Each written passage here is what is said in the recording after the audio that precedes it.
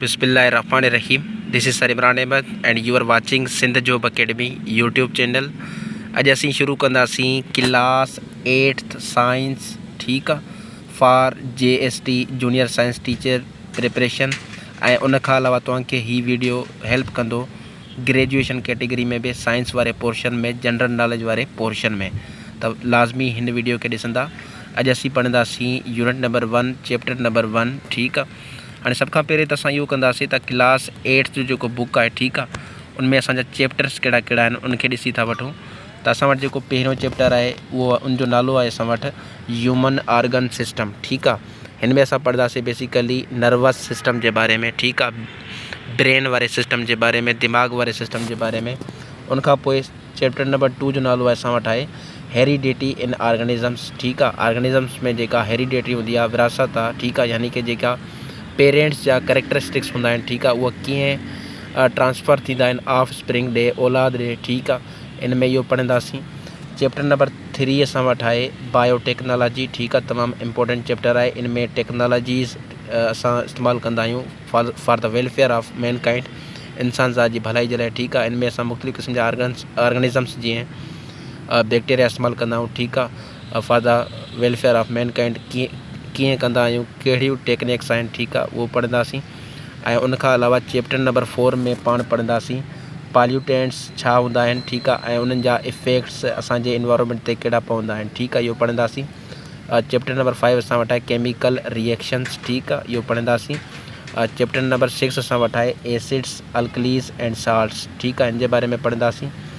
Chapter number 7 आहे force and pressure, इन जे बारे में पढ़ंदासीं। चैप्टर नंबर 8 असां वटि आहे मेजरमेंट ऑफ फिज़िकल क्वांटिटीज़, जेका असां वटि फिज़िकल क्वांटिटीज़ हूंदियूं आहिनि उनजी असां कीअं माप कंदा आहियूं। चैप्टर नंबर 9 असां वटि आहे sources and effects of heat energy, ठीकु आहे, हीट एनर्जी जा जेका सोर्सिस हूंदा आहिनि उहे कहिड़ा हूंदा आहिनि ऐं उन्हनि जा इफ़ेक्ट्स छा हूंदा आहिनि। चैप्टर नंबर 10 में असां पढ़ंदासीं लेंसिस, ठीकु आहे, छा हूंदा आहिनि। Electricity in action, chapter number 11। Chapter number 12 exploring space, ठीकु आहे। कोशिशि कंदासीं त ज़्यादा खां ज़्यादा टॉपिक हिन लेक्चर में कवर कयूं। चैप्टर नंबर 1 असां पढ़ंदासीं, ठीकु आहे। त लेक्चर जी असां शुरूआति कयूं था पिया। चैप्टर नंबर 1 असां वटि आहे, ठीकु आहे। त चैप्टर नंबर 1 असां वटि आहे ह्यूमन ऑर्गन सिस्टम। हाणे ह्यूमन ऑर्गन सिस्टम तव्हांखे मां काफ़ी दफ़ा सम्झाए चुको आहियां।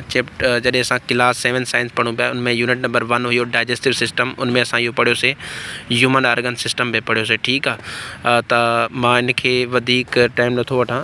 असां इहो पढ़ियोसीं त बेसिकली सेल मिली करे छा ठाहींदा आहिनि, टिशू मिली करे छा ठाहींदा आहिनि, ऑर्गन मिली करे छा ठाहींदा आहिनि, ऑर्गन सिस्टम, ऐं ऑर्गन सिस्टम मिली करे छा ठाहींदा आहिनि, ऑर्गेनिज़म ठाहींदा आहिनि, ठीकु आहे। त ह्यूमन ऑर्गन सिस्टम असांजे जिस्म में जेके सिस्टम्स आहिनि, ठीकु आहे, जीअं नर्वस सिस्टम आहे, रेस्पिरेटरी सिस्टम आहे, सर्कुलेटरी सिस्टम आहे, लिम्फेटिक सिस्टम आहे, स्केलेटल सिस्टम आहे, ठीकु आहे, या ॿिया काफ़ी सारा जीअं एक्सक्रेटरी सिस्टम आहे, ठीकु आहे। इहा इन्हनि खे असां चवंदा आहियूं human organ system. Human organ system खे तव्हां डिफाइन करे सघो था पिया त स्पेसिफिक ऑर्गन्स जेके स्पेसिफिक सिस्टम परफॉर्म कंदा आहिनि त उनखे चइबो आहे ह्यूमन ऑर्गन सिस्टम। जीअं ॾिसो असांजो जेको नर्वस सिस्टम आहे उनमें ब्रेन ऐं स्पाइनल कार्ड, ठीकु आहे, ऐं जेका ॿिया नर्व्स हूंदा आहिनि उहे छा कंदा आहिनि, स्पेसिफिक फंक्शन कंदा आहिनि, ठीकु आहे। त उनखे असां छा चवंदासीं, नर्वस सिस्टम। नर्वस सिस्टम छा आहे, बेसिकली हिकु ह्यूमन ऑर्गन सिस्टम आहे, ठीकु आहे। त चए थो in the previous classes U studied human digestive and respiratory systems, ठीकु आहे। तो डाइजेस्टिव सिस्टम जे बारे में पढ़ी चुका आहियो, रेस्पिरेटरी सिस्टम जे बारे में पढ़ी चुका आहियो। Do you know how these systems are controlled, या सिस्टम कीअं कंट्रोल थींदा आहिनि, डाइजेस्टिव सिस्टम या respiratory system. Which organ system is responsible for recognising and remembering things, उहो कहिड़ो सिस्टम आहे जेको मतिलबु कि कंहिं बि शइ जी पहचान करणु ऐं कंहिं बि शइ खे यादि करण में हेल्प कंदो आहे। How do you understand things, तव्हां शयुनि खे कीअं सम्झंदा आहियो। How do waste products are secreted from the body, जेका असांजा वेस्ट प्रोडक्ट्स हूंदा आहिनि उहे कीअं असांजे जिस्म खां ॿाहिरि हलिया वेंदा आहिनि। द बॉडी सिस्टम, हाणे डेफिनेशन अचे थी पई मेन ह्यूमन ऑर्गन सिस्टम जी। चए थो the body system that controls and coordinate for function of all other organ systems is called nervous system. हाँ बेसिकली नर्वस सिस्टम की डेफिनेशन है तो नर्वस सिस्टम असां कंहिंखे चवंदासीं असां चवंदासीं त नर्वस सिस्टम एक बॉडी सिस्टम है जिस्म जो सिस्टम है जो छा कंदो आहे कंट्रोल कंदो आहे ठीक है काबू कंदो आहे ऐं छा कंदो आहे कोऑर्डिनेट कंदो आहे मतलब कि पूरे ऑर्गन सिस्टम सां छा कंदो आहे तावन कंदो आहे ठीक है छाजे जे लाइ for function of all other organ systems is called nervous system. तव्हांखे ख़बर आहे जो ब्रेन आहे ठीक है वो पूरी बॉडी के कंट्रोल कंदो आहे ठीक है मास्टर आहे पूरी जिस्म ते उनजो कंट्रोल आहे दिमाग़ जो ठीक है तो नर्वस सिस्टम उनके चवंदासीं जेको पूरे अदर ऑर्गन सिस्टम्स के कंट्रोल ऐं कोऑर्डिनेट करे तो उनके छा चवंदासीं नर्वस सिस्टम। मिसाल के तौर ते चवे थो when nervous system gives signal to excretory system it helps to remove metabolic waste from the body. हाँ जो मेटाबॉलिक वेस्ट फजूल जो मादो होंदो ठीक है असांजे जिस्म में रिमूव थींदो आहे ख़त्म थींदो आहे कहिड़े सिस्टम के ज़रिए एक्सक्रीटरी सिस्टम के ज़रिए उनके हुकुम केरु ॾींदो बाबा उनके हुकुम ॾींदो नर्वस सिस्टम ठीक है। सो कीअं मतलब कि कम करे तो पियो नर्वस सिस्टम। हाँ इन चैप्टर में बेसिकली तो छा पढ़ंदा हुए नर्वस सिस्टम ठीक है उनमें जो सेंट्रल ऐं पेरीफेरल नर्वस सिस्टम है वो पढ़ंदासीं रिफ्लेक्स एक्शन छा हूंदो आहे इहो पढ़ंदासीं एक्सक्रीटरी सिस्टम के बारे में पढ़ंदासीं उनजी स्ट्रक्चर कीअं हूंदी आहे किडनी जी ऐं रोल किडनी जो छा हूंदो आहे गुर्दनि जो एक्सक्रीशन में ठीक है इहो पढ़ंदासीं। हाँ बाबा ही तव्हांखे एक तस्वीर नज़र अचे थी पई ठीक है हाँ इनके थोड़ा नंढो कयां थो पियो जीअं तव्हांखे सही तरह नज़र अचे ठीक है। हाँ बेसिकली ही तव्हांखे एक तस्वीर नज़र अचे थी पई ही छा आहे तव्हांजो ब्रेन आहे दिमाग़ आहे ठीक है ऐं ही तव्हांजो छा आहिनि पेरीफेरल नर्व्स ही नर्वस सिस्टम जो हिस्सो आहिनि ठीक है यादि रखंदा वञो। ही तव्हांजो छा आहे स्पाइनल कार्ड ठीक है ही तव्हांजो छा आहिनि पेरीफेरल नर्व्स आहिनि त इहे सॼे मिली करे छा ठहनि था ह्यूमन ऑर्गन सिस्टम। हाँ पेरीफेरल नर्व्स छा हूंदियूं आहिनि ठीक है स्पाइनल कार्ड छा हूंदो आहे ब्रेन छा हूंदो आहे इहो असां हिन चैप्टर में अॻियां हली पढ़ंदासीं। तो सब का पहिरियों असां पढ़ंदासीं बेसिकली नर्वस सिस्टम ठीक है नर्वस सिस्टम आहे छा ऐं उन जा टाइप्स सेंट्रल नर्वस सिस्टम ऐं पेरीफेरल नर्वस सिस्टम उन जे बारे में पढ़ंदासीं ठीक है। छा चए थो पियो describe the structure and functions of the nervous system nervous system के जी स्ट्रक्चर के असांखे बयान करिणो आहे ऐं उनजे फंक्शंस के ठीक है। तो सब का पहिरियों असां ॾिसूं था त बेसिकली नर्वस सिस्टम आहे छा चए थो the nervous system is a network of nerves जो नर्वस सिस्टम होंगे वो बेसिकली एक नेटवर्क होंगे छा जो नर्व्स जो ठीक है that links brain to every part of the body. हाँ बेसिकली जो यो नेटवर्क ऑफ नर्व्स है ठीक है यो लिंक होंगे कनेक्ट होंगे गंढियल होंगे ठीक है मतलब कि ये ब्रेन के कनेक्ट कंदियूं जिस्म के हर एक उज़वे से ठीक है and allows them to work together ऐं पोइ छा थींदो आहे असांजो जेको दिमाग़ आहे ठीक आहे ऐं असांजा जेका बॉडी पार्ट्स आहिनि पाण में कोऑर्डिनेशन सां कमु कंदा आहिनि ठीक आहे मतलब कि हुकुम कंहिंजो हलंदो आहे हुकुम हलंदो आहे दिमाग़ जो। त बेसिकली नर्वस सिस्टम छा थियो नर्वस सिस्टम एक नेटवर्क आहे नर्व्स जो जेके लिंक कंदियूं आहिनि ब्रेन के जिस्म जे हर एक उज़वे सां ऐं इन जे करे ई जेको आहे त असांजो जिस्म ऐं ब्रेन ॿई गॾिजी मिली करे फंक्शनिंग परफॉर्म कंदा आहिनि ठीक आहे। It is our body's communication system जो नर्वस सिस्टम आहे उहो असांजे जिस्म जो कम्युनिकेशन सिस्टम आहे छो जो असां ॻाल्हाईंदा आहियूं ठीक आहे छा ॻाल्हाइणो आहे किथे छा ॻाल्हाइणो आहे किथे कीअं ॻाल्हाइणो आहे इहो बेसिकली असां पंहिंजे दिमाग़ खां कमु वठंदा आहियूं इन जे करे हिनखे कम्युनिकेशन सिस्टम बि सॼो वेंदो आहे। बेसिकली नर्वस सिस्टम जा ॿ पार्ट्स हूंदा आहिनि हिकु असां वटि आहे सेंट्रल नर्वस सिस्टम जंहिंखे CNS C for central N for nervous S for system CNS चइबो आहे। ॿियो असां वटि आहे द पेरीफेरल नर्वस सिस्टम जंहिंखे PNS चइबो आहे P for peripheral N for nervous S for system ठीक आहे। त ॿ पार्ट्स हूंदा आहिनि सेंट्रल नर्वस सिस्टम ऐं पेरीफेरल नर्वस सिस्टम। हाँ तस्वीर एक याद रखी छो ठीक है ह्यूमन नर्वस सिस्टम के बारे में तो बेसिकली ह्यूमन नर्वस सिस्टम जा घना पार्ट होंदा आहिनि ॿ पार्ट होंदा आहिनि एक असां वटि ही आहे एक असां वटि ही आहे ठीक आहे। पहिरियों असां वटि आहे सेंट्रल नर्वस सिस्टम ॿियो असां वटि आहे पेरीफेरल नर्वस सिस्टम। हाँ जो सेंट्रल नर्वस सिस्टम आहे उनमें असांजो छा ईंदो आहे हिकु त ब्रेन ईंदो आहे ॿियो छा ईंदो आहे स्पाइनल कार्ड MCQs ठही आहे त सेंट्रल नर्वस सिस्टम में छा छा शामिल आहिनि हिकु ब्रेन ऐं ॿियो स्पाइनल कार्ड ठीक आहे। ऐं पेरीफेरल नर्वस सिस्टम इनमें असांजा शामिल आहिनि सेंसरी नर्व्स ऐं मोटर नर्व्स सेंसरी नर्व्स ऐं मोटर नर्व्स ऐं हिकु ॿियो असां वटि थींदो आहे इंटर न्यूरॉन्स ठीक आहे जंहिंखे चइबो आहे या इंटर न्यूरॉन्स भी चइबो आहे ठीक आहे या इंटर नर्व्स भी चइबो आहे उहो बि तव्हां पढ़ंदा विया नाली करे। हाँ सब खां पहिरियों पाण अचूं था पिया बेसिकली सेंट्रल नर्वस सिस्टम ते। हाँ डू यू नो पढ़ंदा करो ठीक है डू यू नो में छा चए थो nervous system has the responsibility to communicate जेको असां कम्युनिकेट कंदा आहियूं ॻाल्हि ॿोल कंदा आहियूं इहो नर्वस सिस्टम जे ज़रिए कंदा आहियूं ऐं जेका बॉडी जी कोऑर्डिनेशन आहे फंक्शनिंग आहे उहा बि नर्वस सिस्टम कंट्रोल कंदो आहे।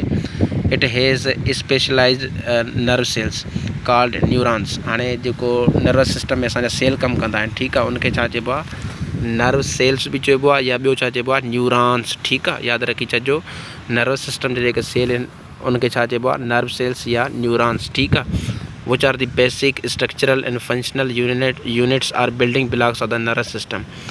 नर्वस सिस्टम जा बेसिक बुनियादी स्ट्रक्चरल बनावटी ऐं जेका कम वारा फंक्शनल वारा एका आहिनि उहा कहिड़ा आहिनि, असांजा न्यूरॉन्स आहिनि या नर्व सेल्स आहिनि। ठीकु आहे, हाणे बेसिकली ही तव्हांखे नज़र अचे थी पई न्यूरॉन जी स्ट्रक्चर। ठीकु आहे, ही विच में तव्हांखे छा नज़र अचे थो पियो, न्यूक्लियस नज़र अचे थो पियो, ऐं ही जेका ब्रांचिस वञनि थी पियूं इनखे छा चइबो आहे, डेंड्राइट्स।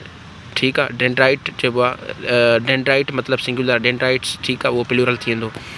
ऐं ही छा आहे, बेसिकली ही एक्ज़ॉन आहे। ठीकु आहे, ऐं ही जेको ख़तमु थिए थो पियो, ॾिसो हितां खां वठी हेसि ताईं, ऐं पोइ छा अचे थी, नर्व एंडिंग अचे थी पई ही। ठीकु आहे, ऐं ही सॼो छा आहे, असां वटि सेल बॉडी आहे जंहिंखे सोमा बि चइबो आहे। ठीकु आहे, वॾे लेवल ते तव्हां पढ़ंदा हुआ। हाणे असां वटि चए थो पियो ब्रेन, पहिरियों असां वटि आहे ब्रेन। ठीकु आहे, ब्रेन दिमाग़ कंहिंखे चइबो आहे। चए थो have you ever seen a brain, छा तव्हां कॾहिं दिमाग़ ॾिठो आहे। Do you know that the structure of brain is very similar to the structure of walnut. Basically जेको असां वटि वालनट हूंदो आहे, अखरोट मां जे ख़्याल में। ठीकु आहे, दिमाग़ जी मतिलबु कि जेका स्ट्रक्चर आहे उहा वालनट वांगुरु हूंदी आहे। ठीकु आहे, फिगर ॾिनल हूंदी, तव्हांखे ॾेखारियां थो पियो। हाणे ब्रेन जे बारे में थोरो घणो पढ़ी वठूं। चए थो brain is enclosed in a hard bony protective structure called cranium. MCQs अची वियो। हाणे असांजो जेको ब्रेन आहे उहो बंदि थियलु आहे। ठीकु आहे, हिकु हॾनि वारी ढांची में। ठीकु आहे, ऐं उहा जेका हॾनि वारी ढांची आहे उहा छा कंदी आहे, प्रोटेक्ट कंदी आहे स्ट्रक्चर, उहा जेका आहे हिफ़ाज़त कंदी आहे ब्रेन जी, जंहिंखे छा चइबो आहे, क्रेनियम चइबो आहे, या इनखे पाण स्कल खोपड़ी बि चई सघूं था पिया। ठीकु आहे, हाणे क्रेनियम ऐं स्कल में फ़र्क़ु हूंदो आहे, इहो तव्हांखे बाद में या कमेंट में तव्हां ॿुधायो त क्रेनियम ऐं स्कल में छा फ़र्क़ु आहे। ठीकु आहे, लाज़मी ॿुधाईंदा मूंखे, न तव्हां पाण सम्झाए छॾींदुसि। उनखां पोइ जेको ब्रेन आहे, ठीकु आहे, उहो ठहियलु आहे सॉफ्ट नर्व टिश्यूज़ जो। ठीकु आहे, ब्रेन ठहियलु आहे सॉफ्ट नर्व टिश्यूज़ जो, ऐं बेसिकली जेको अपीयर थींदो आहे, नज़र में ईंदो आहे, जेको असांजो ब्रेन आहे, a large pinkish grey walnut. ठीकु आहे, वालनट अखरोट वांगुरु। ठीकु आहे, उनजो जेको रंग हूंदो आहे उहो कहिड़ो हूंदो आहे, पिंकिश ग्रे। ठीकु आहे, पिंकिश मतिलबु थोरो गुलाबी बि हूंदो आहे, ऐं ग्रे सुरमाई कलर बि नज़र ईंदो आहे ब्रेन असांजो। Brain has folds and depressions which give it wrinkled appearance. हाणे तव्हांखे दिमाग़ जेको आहे न रिंकल्ड अपीयरेंस ॾींदो, मतिलबु कि घुंजियल नमूने। ठीकु आहे, उहो छाजे करे, हिन में फोल्ड्स हूंदा आहिनि ऐं ॿियो डिप्रेशंस हूंदा आहिनि, उभार हूंदा आहिनि। It is the most amazing part of our body. बिल्कुलु हैरत अंगेज़ मोस्ट अमेज़िंग ब्यूटीफुल पार्ट असांजे जिस्म जो, विच serves as control centre of the human body. Control centre केरु आहे असांजे जिस्म जो, ह्यूमन बॉडी जो, उहो असां वटि आहे ब्रेन। ठीकु आहे, केरु आहे, ब्रेन। छो, it receives messages from all parts of the body, पूरे जिस्म खां मैसेज वठंदो आहे। ठीकु आहे, असांजो brain, and give orders to control the activities of different parts of the body. ऐं असांजे जिस्म जा जेका मुख़्तलिफ़ पार्ट्स आहिनि, ठीकु आहे, उनखे हुकुम ॾींदो आहे, उनखे कंट्रोल कंदो आहे, उहो केरु कंदो आहे, ब्रेन कंदो आहे। उनखां पोइ लिखियलु आहे हिते, ब्रेन इज़ ऑलवेज़ वर्किंग। तव्हांजो दिमाग़ जेको आहे हर वक़्तु कमु कंदो रहंदो आहे। ठीकु आहे, इवन वाइल स्लीपिंग, जॾहिं तव्हां सुम्ही रहिया आहियो तॾहिं बि तव्हांजो दिमाग़ कमु कंदो रहंदो आहे। ठीकु आहे, brain consist of 3 parts. Brain जा घणा पार्ट हूंदा आहिनि, 3 पार्ट हूंदा आहिनि, 3 हिसा हूंदा आहिनि। ठीकु आहे, हाणे ही वालनट, ठीकु आहे, ही अखरोट तव्हां खाधो बि हूंदो। ठीकु आहे, ही हिन वांगुरु कुझु स्ट्रक्चर नज़र ईंदी आहे ब्रेन जी, जीअं तव्हांखे हीअ नज़र अचे थो पियो। ठीकु आहे, हाणे बेसिकली ही फिगर तव्हांखे मां सम्झायां थो पियो। ठीकु आहे, जॾहिं तव्हांखे थ्योरी पढ़ाए वठां पार्ट्स ऑफ ह्यूमन ब्रेन, त पार्ट्स ऑफ ब्रेन 3 हूंदा आहिनि। ठीकु आहे, हिकु खे असां चवंदा आहियूं फोर ब्रेन, पहिरें खे, या इनखे छा चवंदा आहियूं, सेरिबरम बि चवंदा आहियूं। ठीकु आहे, ऐं उनखां पोइ इन जा पार्ट्स हूंदा आहिनि थैलेमस, हाइपोथैलेमस। ठीकु आहे, ऐं उनखां पोइ असां वटि आहे सेकेंड पार्ट मिड ब्रेन, ऐं उनखां पोइ थर्ड पार्ट आहे हाइंड ब्रेन। ठीकु आहे, हाणे इनखे मां जेको आहे अॻिले लेक्चर में डिफाइन कंदुसि। फ़िलहालु ट्रेनिंग जे करे मसरूफ़ियत बि आहे, थकावट बि आहे। ठीकु आहे, वरी बि कोशिशि कंदुसि त 2 या 3 लेक्चर डेली तव्हांखे प्रोवाइड कयां। So thank you so much, keep watching and comment लाज़मी कंदा। Have a nice day.